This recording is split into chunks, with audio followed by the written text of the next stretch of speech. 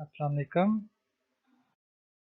This is lecture 27 of data security and encryption, and in this lecture I will be discussing about the user authentication mechanisms. So this lecture examines some of the authentication functions that have been developed to support network-based user authentication. So here are the lecture contents. In this start of the lecture, there will be some concepts about the remote user authentication principles. A NIST model is provided for electronic user authentication, and there will be some attacks and means of authentication.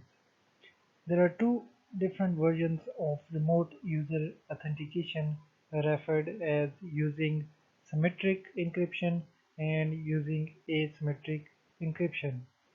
A standard model is referred as Kerberos version 4 and version 5. Both of these will be discussed in this lecture. And finally, there will be some discussion about federated identity management, that how it is encountered and how it can provide a large scale authentication mechanism. Personal identification verification model will be discussed along with this documentation, credentials, and keys mechanism. In most computer security contexts, user authentication is the fundamental building block of the primary line of the defense. User authentication is the basis for most types of access control for user accountability. The process of identifying a claimed user is referred as authentication. So it is stated in RFC 4949 Internet Security Glossary. So this consists of two steps. The first step is the authentication step of the user, and the next step is the verification of the user. In identification step, it presents an identifier to the system security. Identifier should be assigned carefully because authenticated identities are the basis for other security services such as access control service.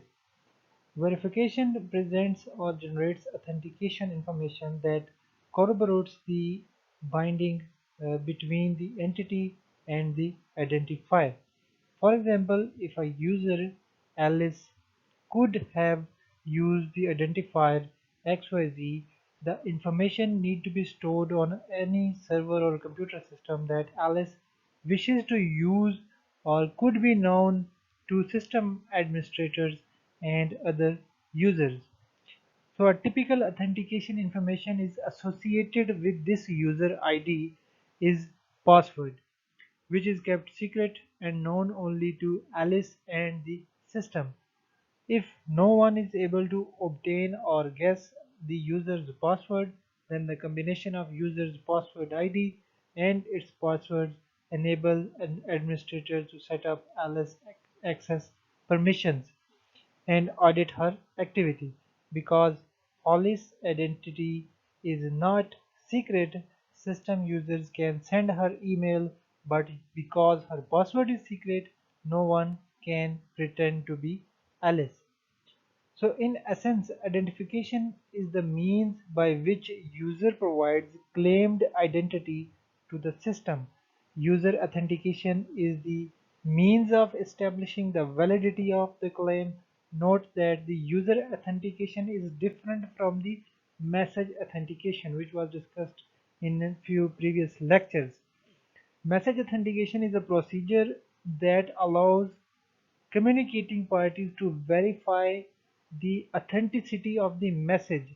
That is means that the received message has not been altered and the source is authentic.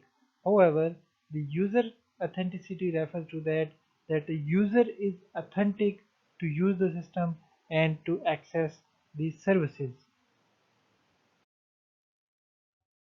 So NIST has defined the authentication architectural model and it has defined an electronic user authentication as a process of establishing confidence in user identities that are presented electronically to an information system. System can use the authenticated identity to determine if the authenticated individual is authorized to perform particular functions such as database transactions or access to system resources. So in many cases, the authentication and transaction or other authorized function take place across open networks such as the internet.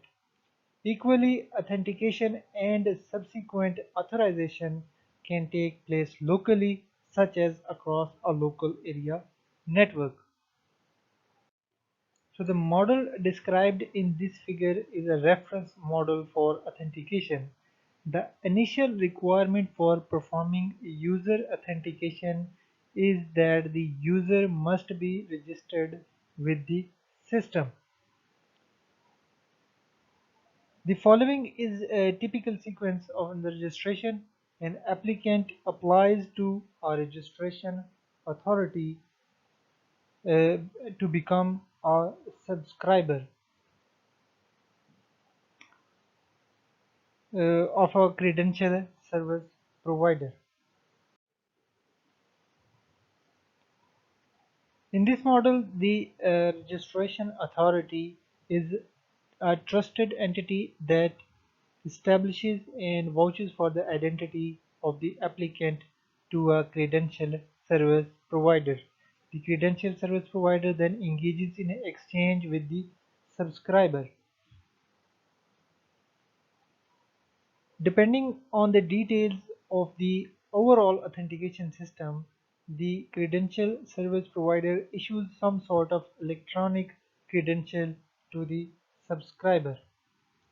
The credential is a data structure that authoritatively binds an identity and additional attributes to a token processed by the subscriber and then can be verified when presented to the verifier in an authentication or transaction. The token could be an encryption key or an encrypted password that identifies the subscriber. The token may be issued by the credential service provider, generally directly by the subscriber, or provided by a third party. The token and the credential may be issued in the subsequent authentication events. So the process starts from the subscriber or claimant by identity proving, or in first case it requests for the user registration, which is confirmed by the uh, credential service provider.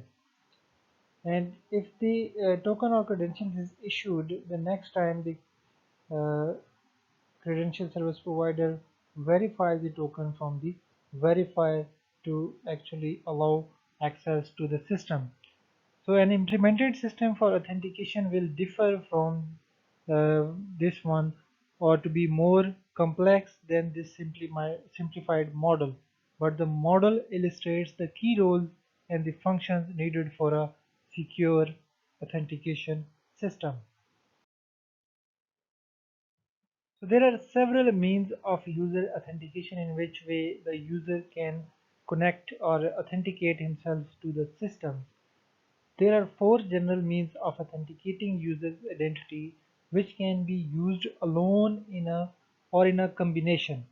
The simplest form is the something that the individual knows.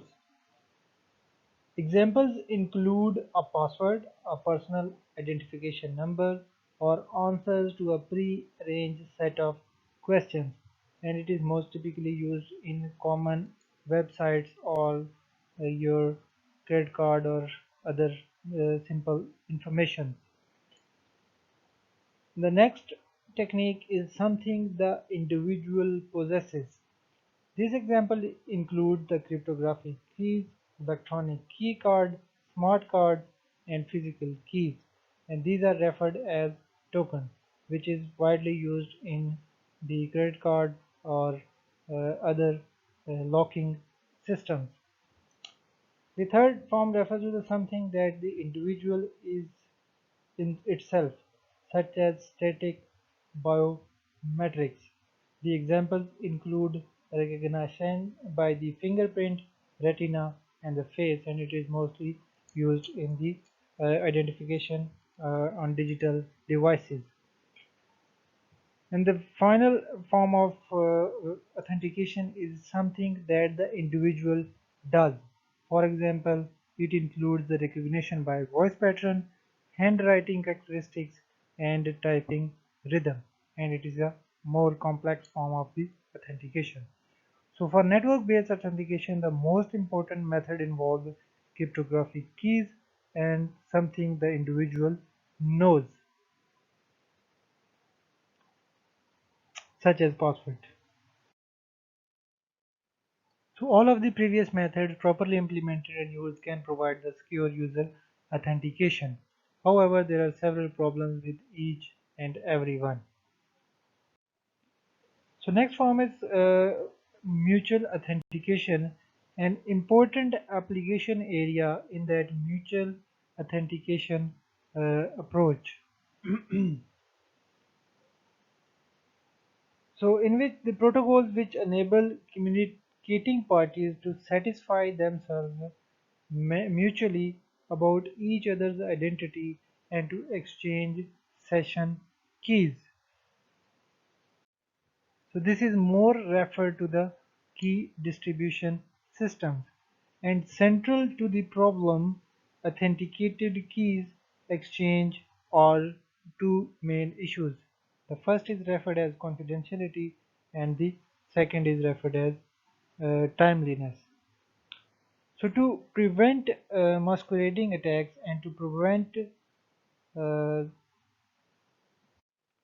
compromise of session keys, essential identification and session key information must be communicated in the encrypted form.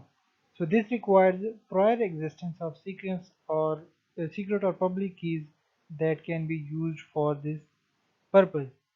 The second issue is timeliness, and it is important because the threat of the message replays. Such replays could allow an opponent to compromise the session key or successfully impersonate another party or disrupt operations by presenting parties with messages that appear genuine but they are not genuine in physical or virtual nature. So there are certain kinds of replay attacks, some are discussed here. The first is the simplest replay attack is the one in which opponent simply copies a message and replays it later. The other form is the opponent can replay a time-stamped message with the valid time window. An opponent can also replay a timestamp message within the valid time window, but in addition the opponent suppresses the original message as well, therefore the repetition cannot be detected. So another attack involves a backward replay without modification, and it is possible if symmetric encryption is used and the sender cannot easily recognize the difference between the messages sent and messages received based on the content. So one approach to coping with the replay attack is to attach a sequence number to each message used in the authentication exchange. A new message is accepted only if its sequence number is in the proper order. So there is a difficulty with this approach is that it requires each party to keep track of the last sequence number for each claimant it has dealt with. Generally, it is not used for authentication and key exchange because of this overhead. Instead, one of the following two general approaches is used: the timestamps or the challenge or response. In the timestamp, the party A accepts a message as a fresh only if the message contains a timestamp that in A's judgment is close enough to A's knowledge of current time. This approach requires that the clock among the various participants to be synchronized. The second mechanism, challenge response, in that it party A expecting a fresh message from the B first sends B a nonce or a challenge and requires that the subsequent message or a response received from B contain the correct value of the challenge or nonce. So in several studies, it is argued that the timestamp approach should not be used for connection-oriented applications because of the inherent difficulties with this technique. First, some sort of protocol is needed to maintain the synchronization among various processor clocks. The opportunity for a successful attack will arise if there is a temporary loss of synchronization resulting from a fault in the clock mechanism or one of the parties because of the variable and unpredictable nature of the network delays. The distributed clocks cannot be expected to maintain precise synchronization. On the other hand, the challenge response approach is unsuitable for connection-less type of applications because it requires the overhead of a handshake before any connection-less transmission, effectively negating the choice of main characteristics of a connection-less transaction. So one application for which the encryption is growing popularity is electronic email. This very nature of the electronic email or electronic mail or email and its chief benefit is that it is not necessary for the sender and the receiver to be online at the same time. Instead, the email message is forwarded to the receiver's electronic mailbox where it is buffered until the receiver is available to read it. So header of the email message must be in clear so that the message can be handled by the store and forward email protocols such as Simple Mail Transfer Protocol or X400 protocol. The email message should be encrypted such that the mail handling system is not in the possession of decryption key. A second requirement is that of the authentication. The recipient wants some assurance that the message is from the alleged sender. So one-way authentication provides both.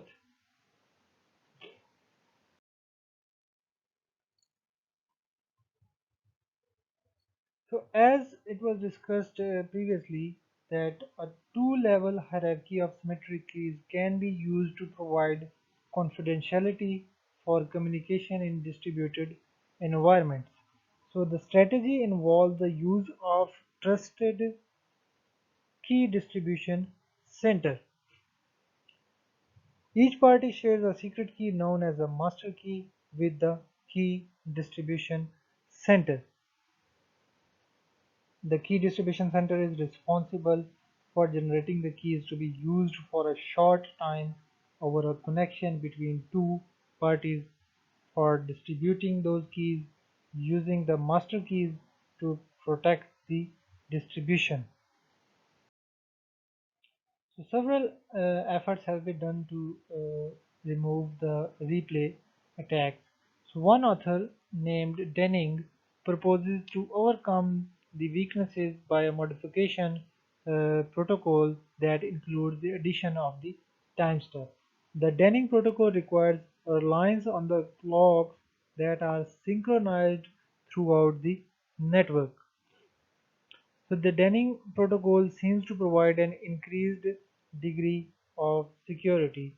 However, a risk is involved based on the fact that the distributed clocks can become unsynchronized as a result of sabotage or on a faults on the clock in the synchronization mechanism.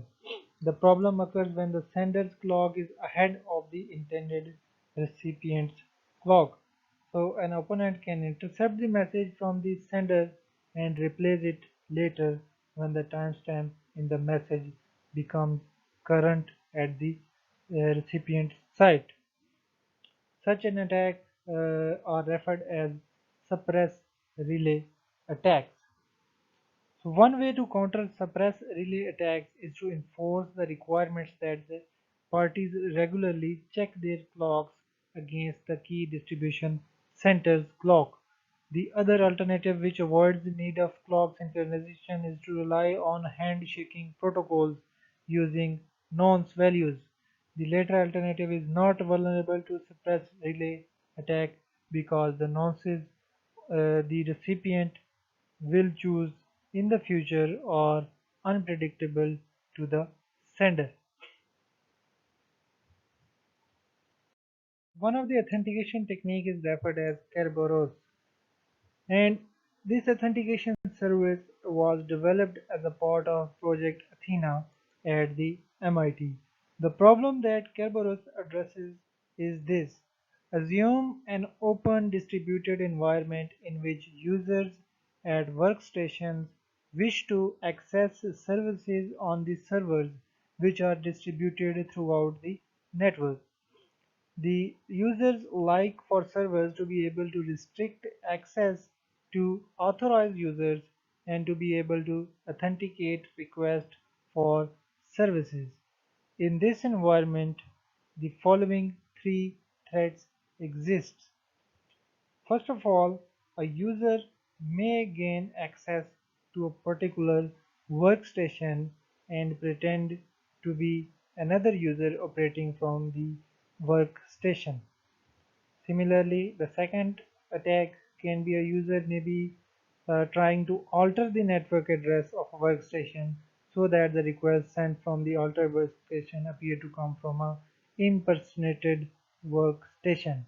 And third attack refers to a user may eavesdrop on exchanges and use a replay attack to gain entrance to a server or disrupt operations. So in any of these cases, an unauthorized user may be able to gain access to the services and the data, and he or she is not authorized to access. Rather than building in elaborate authentication protocols at each server, Kerberos provide a centralized authentication server whose function is to authenticate users to servers and servers to users. It relies on exclusively on the use of symmetric encryption, making no use of public key encryption. Two versions of Kerberos are in common use: version 4, which is still in use, and version 5, which corrects some of the security deficiencies of version 4, and it has been issued as a proposed internet standard.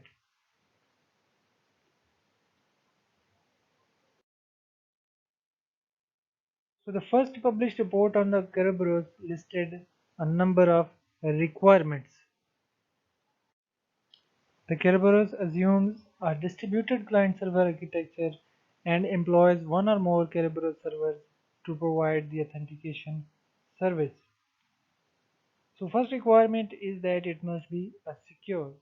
A network eavesdropper should not be able to obtain the necessary information to impersonate a user. More generally, Kerberos should be strong enough that a potential opponent should not find a way to be the weak link. It should be reliable, should be highly reliable, and should employ a distributed server architecture with one system able to back up another. It should be transparent. Ideally, the user should not be aware that the authentication is taking place beyond the requirements to enter a password, and it should be scalable, capable of supporting number of users or clients and servers. This suggests a modular distributed architecture.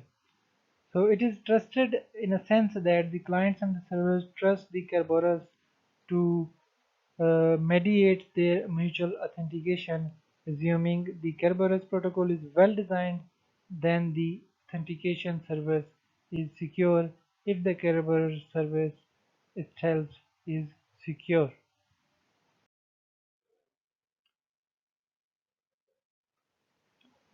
So the Kerberos version 4 makes use of the data encryption standard to provide the authentication service.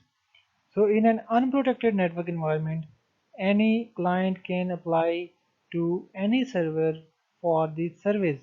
The obvious security risk is that the impersonation, an opponent can pretend to be another client and maintain unauthorized privileges on server machines. To counter this threat, servers must be able to confirm the identities of the clients who request the service. Each server can be required to undertake this task for each client-server interaction, but in an open environment, this places a substantial burden on each server.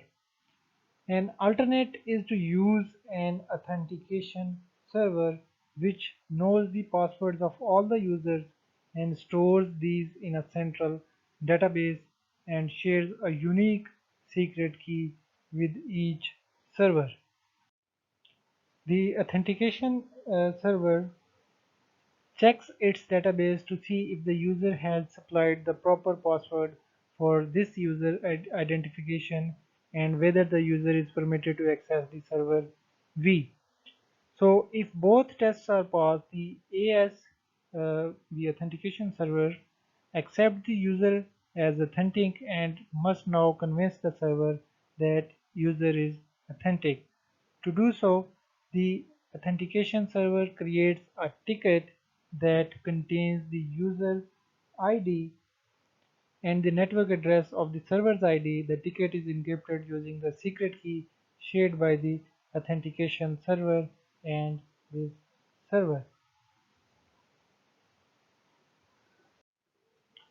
To implement further security, a scheme is introduced for avoiding plain text password and a new server known as ticket granting server, and it issues tickets to the users who have been authenticated by the authentication server.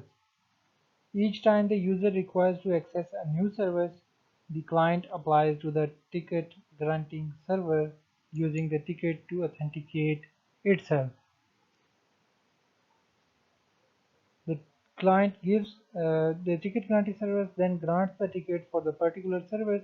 The client saves each service granting ticket and uses it to authenticate its user to a server each time a particular service is requested. So because only the correct user knows the password, only the correct user can recover the ticket. Therefore, we have used the password to obtain the credentials from the Kerberos without having to transmit the password in the plain text.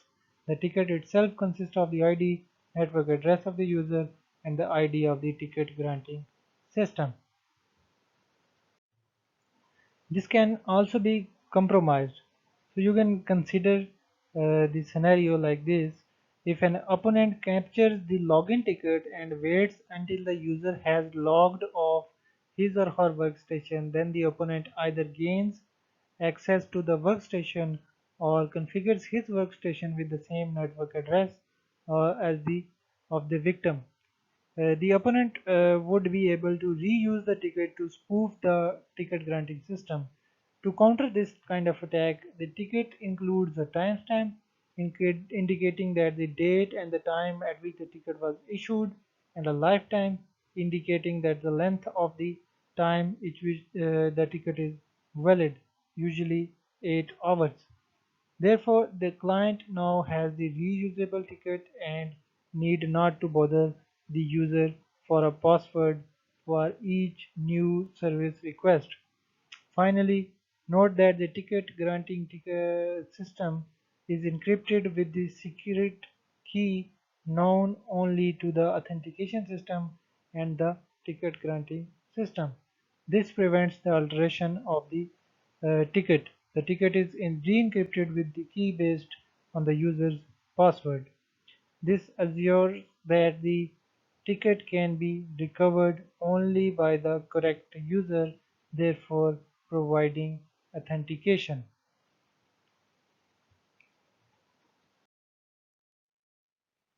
Although many problems are discussed will be covered by the Kerberos version 4, the two additional problems remain.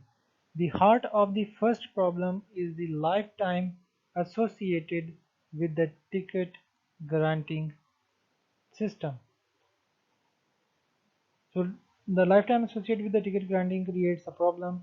So if the lifetime is very short, for example it is in the minutes, user will be repeatedly asked for a password. And if the lifetime is long, for example hours, then the opponent may have the greater opportunity for the replay attack. So an opponent could eavesdrop on the network and capture a copy of the ticket granting ticket and then wait for the legitimate user to log out, and then the opponent could forge the legitimate user and network address and send the message to the ticket granting system. This would give the opponent unlimited access to the resources and files available to the legitimate user. Similarly, if an attacker captures the server's granting ticket and uses it before it expires, the opponent has access to the corresponding service. Therefore, we arrive at an additional requirement which states that a network service or the ticket granting system or an application service must be able to prove that the person using a ticket is the same person to whom ticket was issued. The second problem is that there might be a requirement for servers to need to authenticate themselves to the user instead of users only authenticating. Without such authentication, an attacker could be sabotaging the configuration so that the messages to the server were directed to another location. The false server would then be in a position to act as a real server and capture any information from the user and deny the true service to the user. So this table refers to the actual Kerberos protocols and the client-server authentication exchange to obtain service is provided in this example.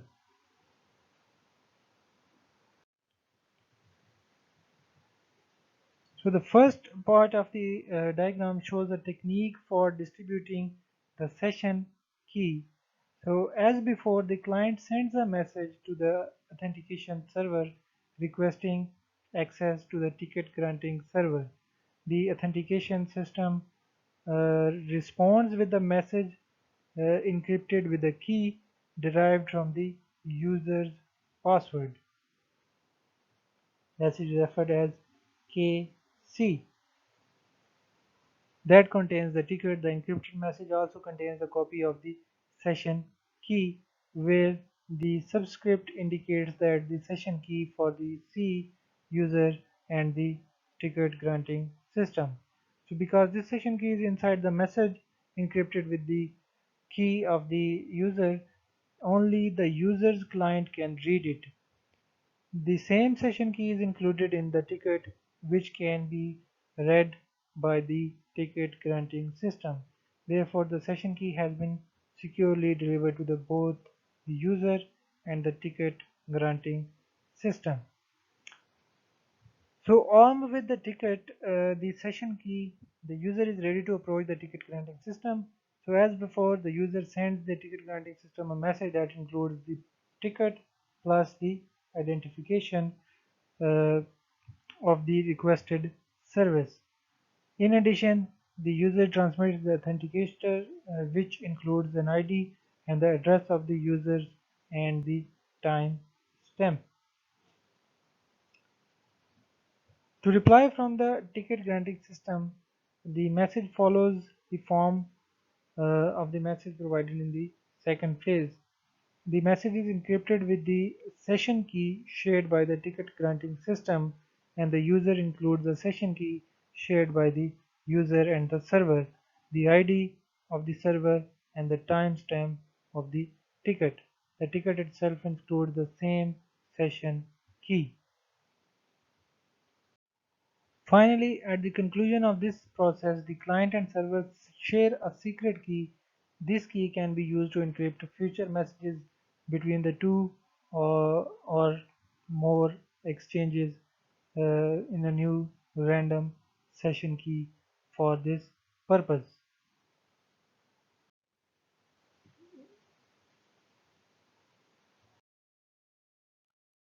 So first, consider the problem of captured ticket granting tickets and the need to determine that the ticket presenter is the same as the client for whom the ticket was issued. The threat is that an attacker will steal the ticket and use it before it expires. To get around this problem, let's have a authentication system or server provide both the client and the ticket granting system with a secret piece of information in a secure manner. Then the client can prove its identity to the ticket granting system, revealing the secret information again in a secure manner. An efficient way of accomplishing this is the use of encryption key as the secure information. This is regarded as the session key in the Kerberos. So this figure shows a sequence-wise step. At the first step, the user logs into the workstation and requests on the host. In the next step, the authentication server verifies the user's access right in the database, creating a ticket granting ticket and a session key. Results are encrypted using the derived user's password. In the third step, workstation prompts the user for password to decrypt the incoming message and then sends the ticket to the authenticator to contain the username, network, and address key. The ticket granting system decrypts the ticket and authenticator verifies the request and creates a ticket for requested application server. The workstation then sends the ticket to authenticator and to host. And finally, the host verifies that the ticket and the authenticator match and then grant access to the server. If mutual authentication is required, server returns an authenticator itself.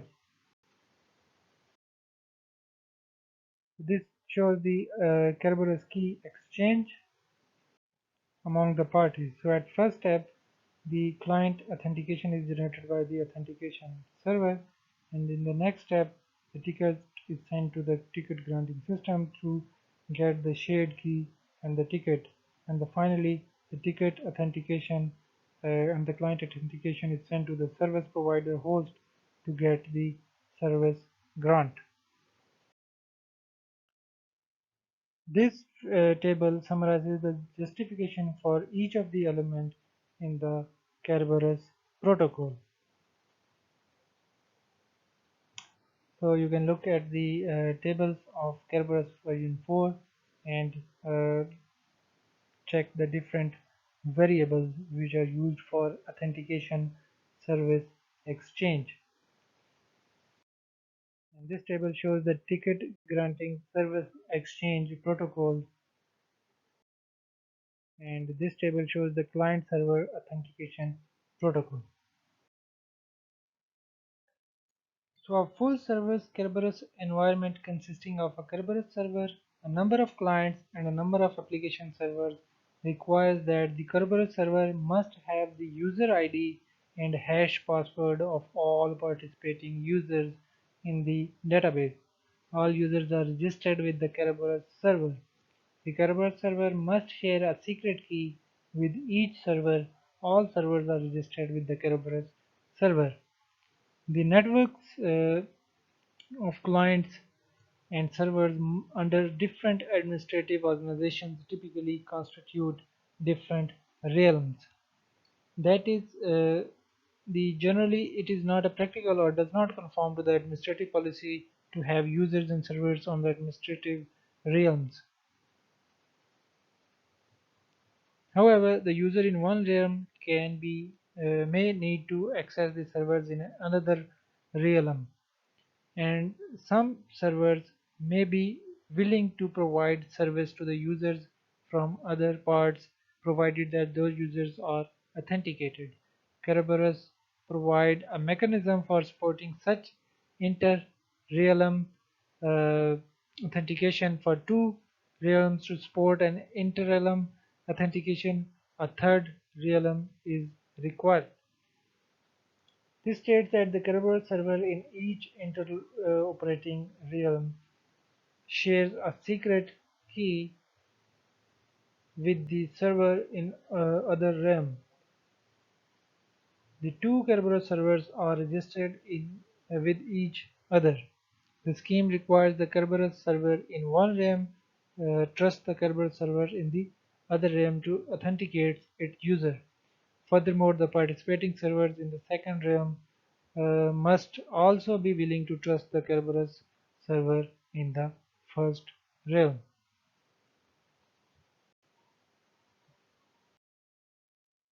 So a set of managed nodes share the same Kerberos database.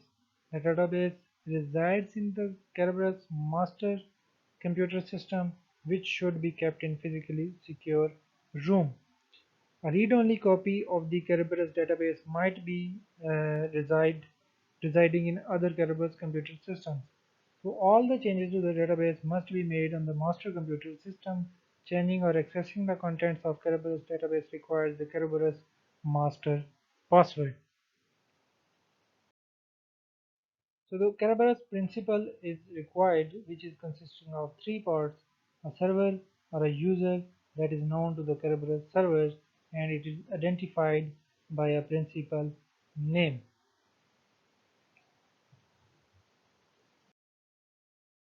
So with these rules in place, we can describe the mechanism as follows, as in this diagram.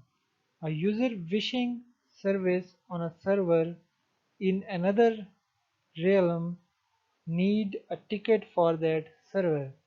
The user client follows the usual procedure to gain access to the local ticket granting server and then request the ticket granting ticket for a remote ticket granting server.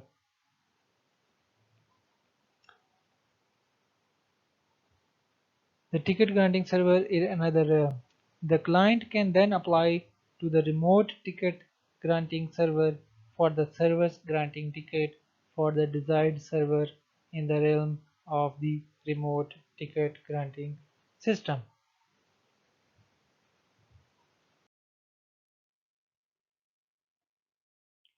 So Kerberos version 5 provides a number of improvements over the version 4. So let's briefly summarize the improvements in each era. The version 5 is intended to address the limitation in version 4 in two areas: the environmental shortcomings and the technical deficiencies. The first shortcoming in environmental area is the encryption scheme dependence. Version 4 requires the use of the data encryption standard. However, in version 5, the ciphertext is tagged with any types of encryption key. The second shortcoming is Internet Protocol dependence. The version 4 was dependent on Internet Protocol addresses. Version 5 network addresses are tagged with the type and the length, allowing any network address type to be used. There was shortcoming in message byte ordering. In version 4, the sender of the message employs a byte ordering of its own choosing and tags the messages to indicate least significant byte in lowest address and most significant byte in lowest address. This technique works but does not follow the established convention. Ticket lifetime was also some limitation in version 4. Lifetime values in version 4 are encoded in 8-bit quantity in the units of 5 minutes. Therefore, the maximum time in the version 4 is for each ticket is 1280 minutes, which is equal to almost 21 hours. This may be inadequate for some applications, for example, some long-running simulation that requires valid Kerberos credential throughout the execution. In version 5, the tickets include an explicit start time and end time, allowing ticket times to have any amount of lifetime. Authentication forwarding is another improvement in version 5. Version 4 does not allow credentials issued to one client to be forwarded to some another host or used by the some same other client. This capability would enable the client to access server and have that server access another server on the behalf of the client. So version 5 provides this capability. So inter-realm authentication in version 4, interoperability among the number of realms required, the order of n raised to power 2 Kerberos to Kerberos relationship as described earlier. Version 5 supports a method that requires fewer relationships. So let's look at the technical difficulties. There was double encryption in version 4. Tickets provided to the clients are encrypted twice, once the secret key and the target server, and then again with the secret key known to the client. The second encryption is not necessary and it is computationally wasteful. The version 4 also used the PCBC encryption uh, using the non-standard mode of the data encryption standard known as propagating cipher block chaining. It has also been demonstrated that the mode is vulnerable to an attack involving the interchange of the ciphertext blocks. Version 5 provides the explicit integrity mechanism allowing the standard CBC mode to be used for encryption. In the version 4, the session key management subsequently issued by the used client and the server to protect the messages passed through the during the session. In your version 5, it is possible for a client and server to negotiate the key which is to be used only that for the one connection. For a new access, the client would result in a use of a new key. There were some password attacks and both versions are vulnerable to password attacks. However, version 5 does provide a mechanism known as uh, pre-authentication which would make password attacks more difficult and however it does not prevent those. So this table summarizes the basic version of the version 5 Kerberos dialog.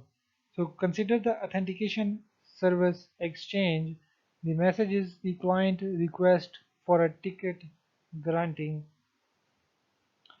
As before, it includes the ID of the user and the ticket granting system. The following new elements are added. The first is the realm, which indicates that the realm of the user. There are a number of options used to request the certain flags to be set in a returned ticket. The times are also provided used by the client to request the following time settings in the ticket. A from is provided the desired start time for the requested ticket.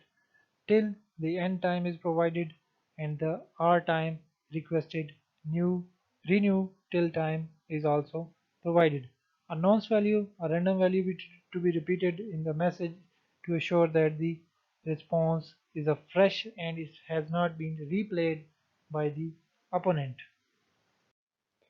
So after the first step, the message returned by a ticket granting ticket, identifying information for the client and a block encrypted using the encryption key based on the user's password. This block includes the session key to be used between the client and the ticket granting system, time specified in the message, nonce messages, and ticket granting identifying information.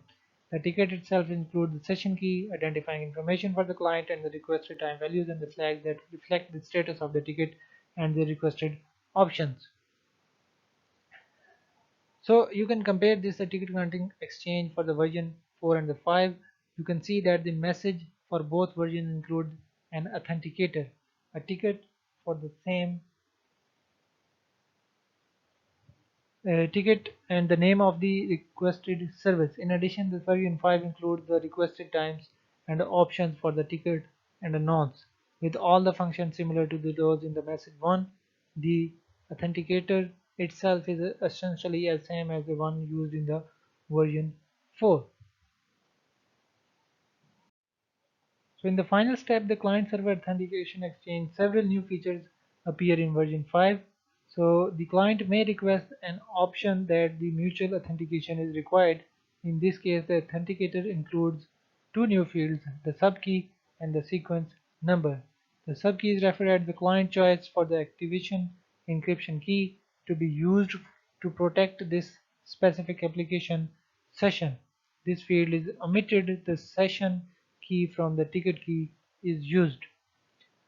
And sequence key or sequence number is an optional field that specifies the starting sequence number to be used by the server for the messages sent to client during the session. Messages may be sequence number to detect replays. So this table shows the flags fields included in the tickets in version 5 supports expanded functionality compared to be available in version 4. So you can look at the number of flag options and discuss their details. The public key encryption for session key distribution is also used for mutual authentication, and it assumes each of the two parties in possession of the current public key of the other. However, it may not be practical to require this assumption.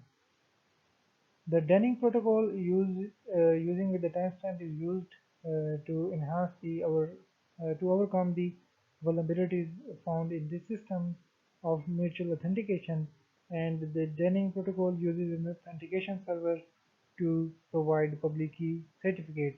However, it requires the synchronization of the clock. Another authors Wu and Lam make use of the nuances. However, care needed to ensure no protocol flaws. In both these examples, the protocol described earlier, the protocols that appeared secure were revised after additional analysis. These examples highlight the difficulty of getting things right in the area of authentication.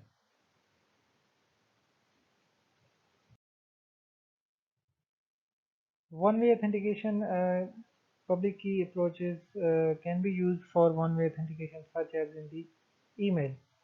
So in this way, the encryption of the message for confidentiality and authentication are both are required. So if confidentiality is required, then the entire message can be encrypted with these the recipient's public key. The public key algorithm must be applied once or twice or what may be a long message. For confidentiality, encrypt message with a one-time secret key or a public encrypted key. If authentication is primary concern, a digital signature is provided. Let's move our discussion to the next topic, which is federated identity management, which is a relatively new concept dealing with the use of common identity management schemes across multiple enterprises and numerous applications and supporting many users. These many users may be in the thousands or even millions of the users. So typical services provided by a federated identity management systems include following. The first one is the point of the contact, and it includes authentication that a user correspond to a username provided and management user server sessions. The SSO protocol services provide a vendor neutral security token service for supporting single sign to be federated services. The trust services federation relationships require a trust relationship based on the federation between business partners. A trust relationship is represented by the combination of security tokens used to exchange information about the user, the cryptographic function used to protect these security tokens, and optionally the identity making rules applied to the information contained within this token. Key services are also provided which manage the keys and the certificates. Identity services provide the interface to the local data stores including user registers, and databases for identity-related information management. Authorization grants access to the specific services and or resources based on the authentication.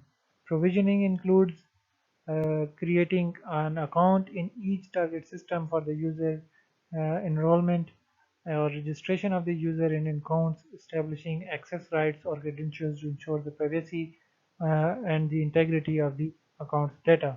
Finally, the management services related to the runtime configuration and deployment of the federated identity management. So this figure shows the entities and the data flows in a generic identity management architecture.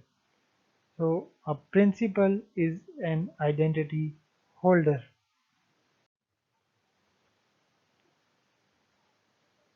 Typically, this is a human user that seeks to resources and services over the network. The user devices, agent processes, and server systems may also function as principals.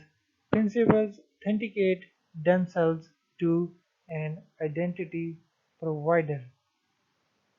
The identity provider associates authentication information with its principal as well as the attributes of one or more identifiers. Increasingly, digital identities incorporate attributes other than the simply an identifier and authentication information such as password and biometric information. An attribute service manages the creation and the maintenance of such attributes. For example, a user needs to provide a shipping address each time an order is placed at a new web merchant, and this information needs to be revised when the user moves. Identity management enables the user to provide information once so that it is maintained in a single place and it is released to data consumers in accordance with the authorization and privacy policies.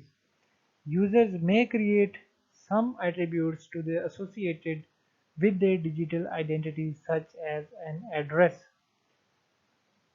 The administrators may also assign the attributes to the users, such as roles, access permissions, and employee information. Finally, the data consumers are entities that obtain and deploy data maintained and provided by identity and attribute providers, which are often used to support authorization decisions and to collect audit information.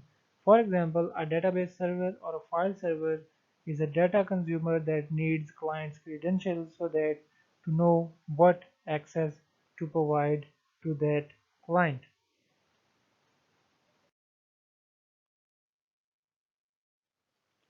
So federated identity is an extension of identity management of multiple security domains. Such domains include autonomous internal business units, external business partners, or other third-party applications and services.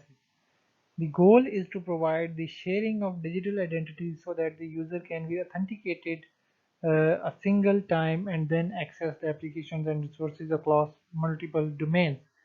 Because these domains are relatively autonomous or independent, no centralized control is possible.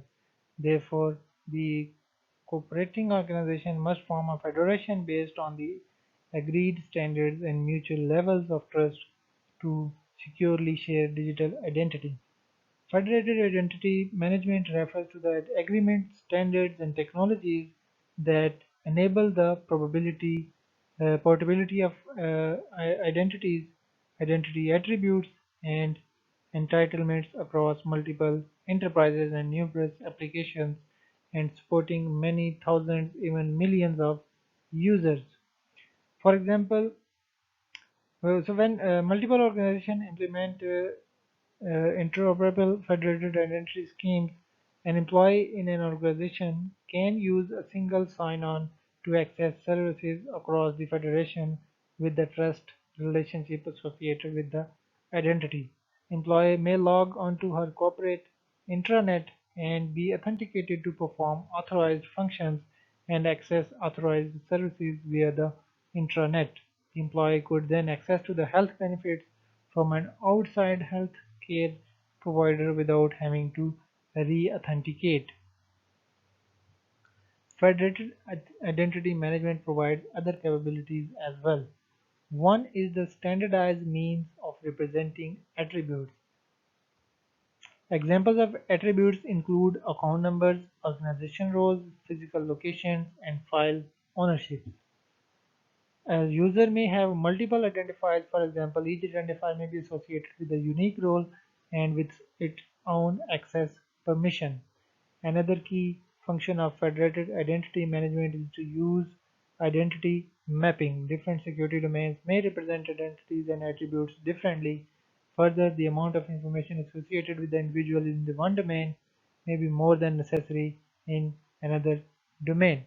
So this figure illustrates the entities to a data flow in a generic federated identity management architecture.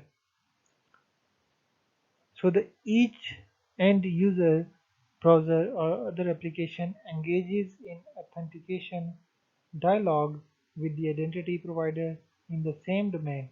End user also provides attribute values associated with the identity. In the next step, some attributes associated with the identity, such as allowable roles, may be provided to administrators in the same domain.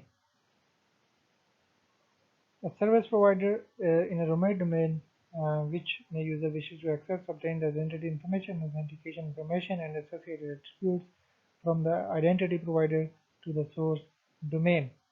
And finally, service provider opens the sessions with the remote user and enforces the access control restrictions based on the user identity attributes.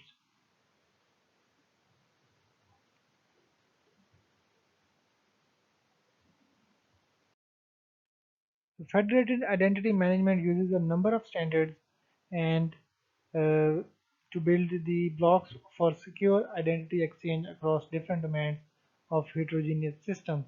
Organizations issue some form of security tickets for their users that can be processed by the cooperating partners. Identity federation standards are thus concerned with defining these tickets in terms of content and format, providing protocols for exchanging tickets, and performing a number of management tasks. These tasks include configuring systems to perform attribute transfers and identity mapping, and performing logging, auditing systems. The key standards are as given in here. The first one is extensible markup language. A markup language that uses the sets of embedded tags or labels to characterize text elements within a document so to indicate that in their appearance, function, meaning, or context. XML provides encoding rules for commands that are used to transfer and update data objects. The next standard is the Simple Object Access Protocol, referred as SOAP. It enables applications to request services from one another with the XML-based request and receive responses and data formatted with XML. Similarly, WS Security is a set of SOAP extension for implementing message integrity and confidentiality in web services.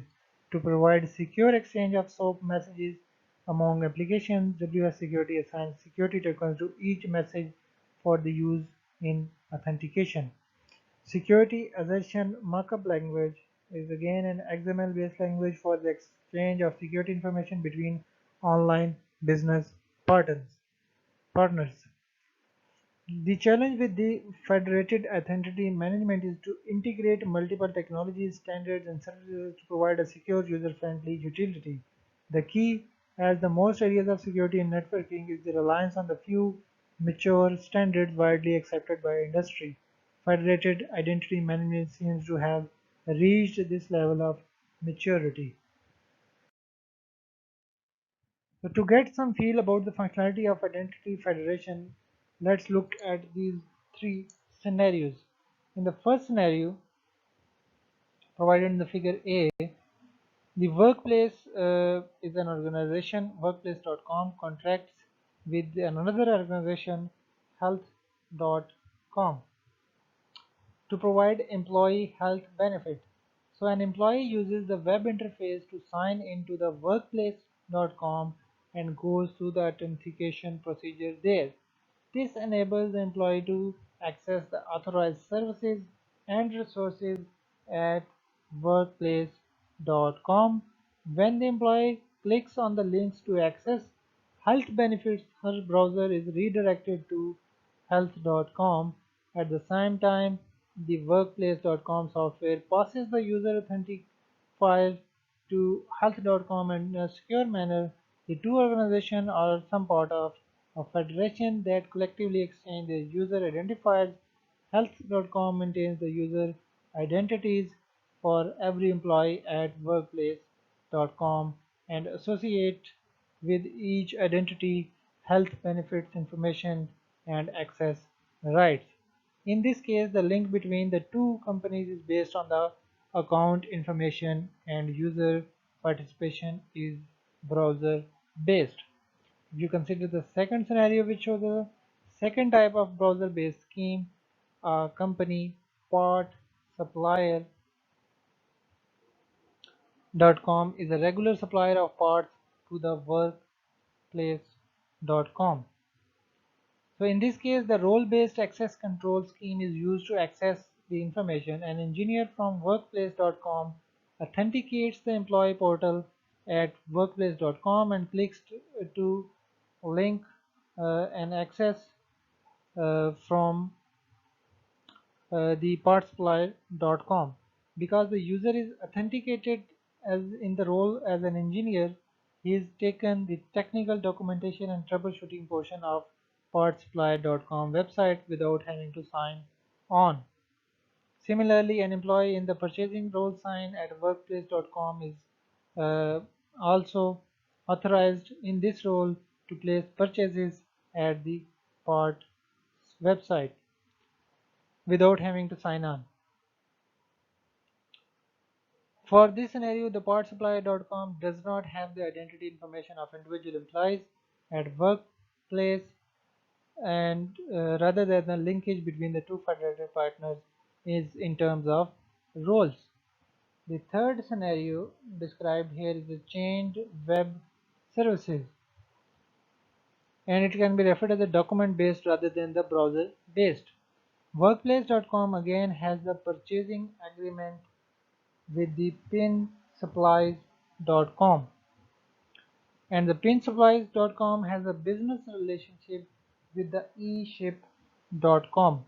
An employee from the workplace.com signs on and it is authenticated to make purchases. The employee goes on the procurement application that provides the list of workplace.com suppliers and the parts can be ordered.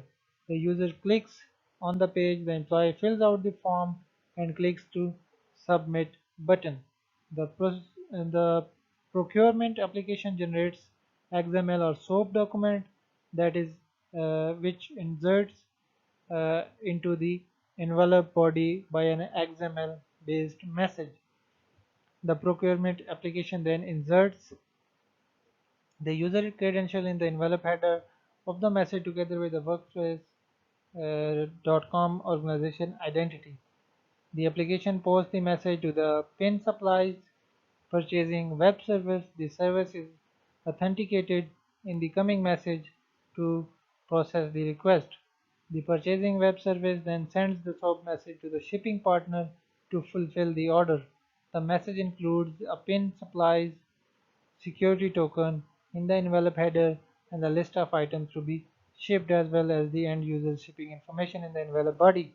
The shipping web service authenticates the request and processes the shipment order. User authentication based on the possession of a smart card is becoming more widespread. A smart card has an appearance of a credit card or an electronic interface or may use a variety of authentication protocols. A smart card contains within the entire microprocessor, including processor, memory, and input-output ports. Some versions incorporate a special core processing circuit for cryptographic information to speed up the task, encoding and decoding messages, or generating digital signature to validate information transferred. In some cards, the I/O ports are directly accessible by the compatible readers by means of exposed electronic contacts. Other cards rely instead on the embedded antenna for wireless communication with the reader. So a smart card includes three types of memory. Read-only memory stores data that does not exchange during the card's life, or electronically erasable ROM, in which they also holds the data but it may change with the time, and a RAM holds temporary data generated when the applications are executed. So for more practical applications of smart card authentication, a wide range of vendors must conform the standards that cover the smart card protocols, authentication and access control formats and protocols, database entries, message formats, and so on. An important step in the direction is FIPS 201 personal identity verification of federated employees and contractors, which was developed in June 2012 in the America. The standard defines a reliable government-wide personal identification verification system for use of applications such as access to federally controlled facilities and information systems. The standard specifies a personal identity verification system within which common identification credentials can be created and later used to verify the claimed identity. The standard also identifies the federal government-wide requirements for security levels that are dependent on the risks to the facility or information being protected. The standard applies to the private sector contractors as well and serves as a useful guideline for any organization. So this figure shows the major components of the FIPS 2012 compliant system. The PIV front end defines the physical interface to a user who is requesting access to a facility,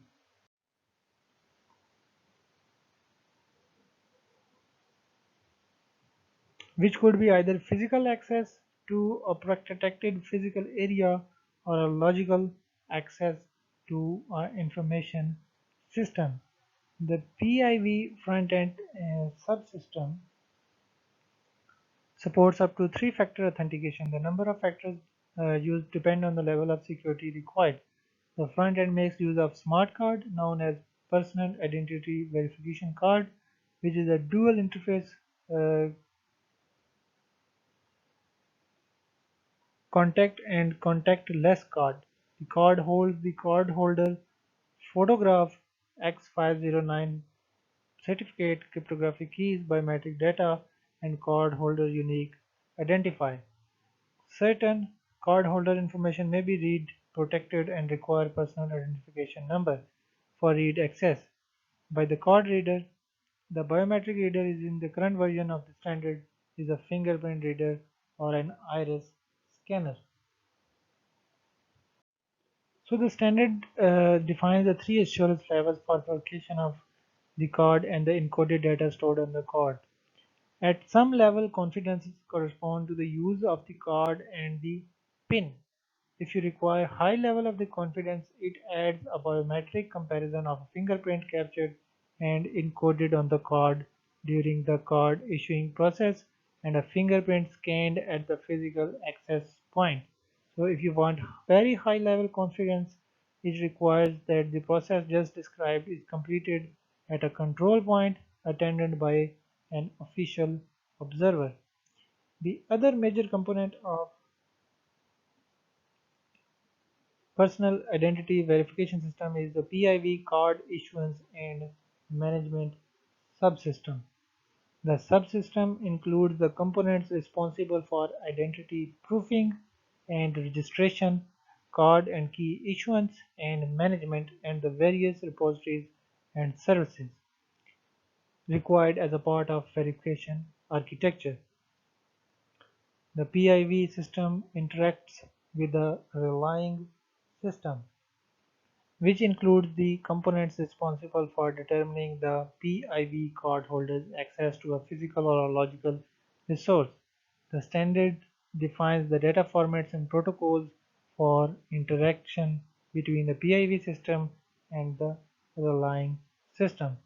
So unlike the typical card number, facility code encoded on most access control cards, the FIPS 201 takes authentication to a new level through the use of an expiration date and an optional digital signature. A digital signature can be checked to ensure that the recorded on the card was digitally signed by a trusted source and the data have been not been altered since the card was signed.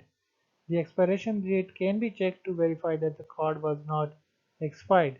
The independent from the whatever expiration date is associated with the cardholder privileges, reading and verifying alone provides only some assurance of identity because it authenticates the card data but not the card holder. The PIN and the biometric factors provide identity verification of the individual. The PIV specification is quite complex and NIST has issued a number of documents that cover broad range of PIV topics. For example, FIS 2012 divides personal identity verification of the federated employees and contractors. Interfaces and personal identity verification is defined in this standard. Biometric data specification for personal identity verification is another standard, and the cryptographic algorithms and the key sizes for personal identification are defined in another standard.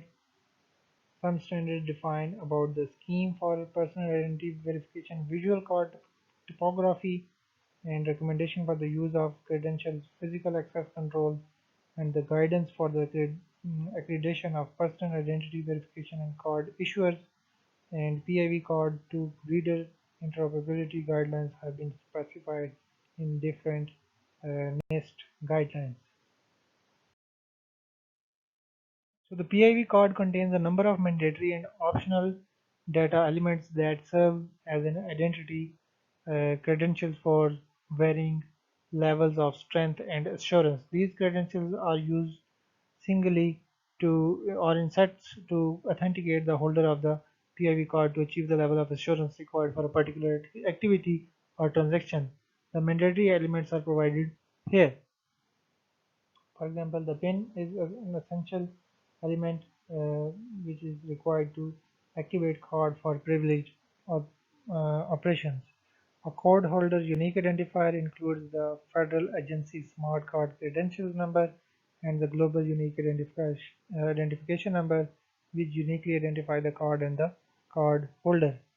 There must be an PIV authentication key in the asymmetric key pair for corresponding certificate for user authentication. Two fingerprint templates are required for biometric authentication.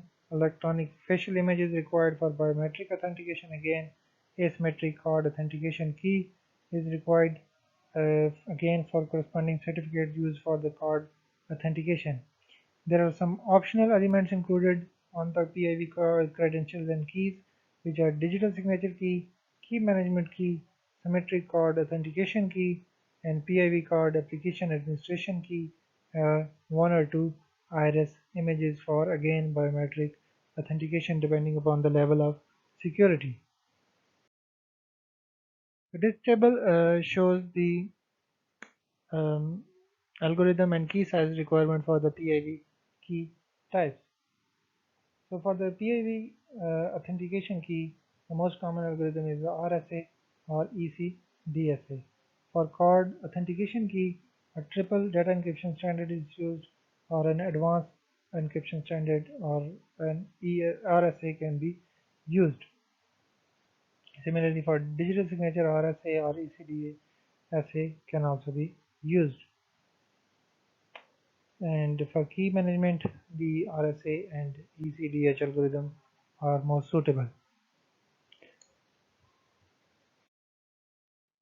So using the electronic credential resident on a PIV card, the card supports number of authentication mechanisms.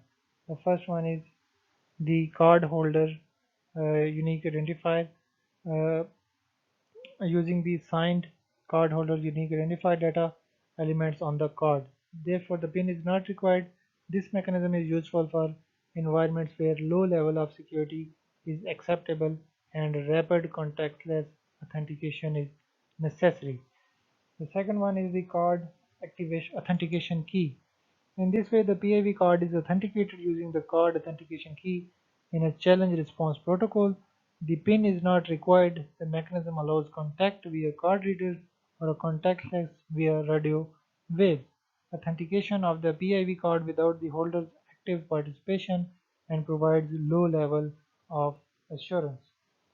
In the bio form, the cardholder is authenticated by the matching his or her fingerprint samples and the signed biometric data elements in an environment without an human attendant in the view.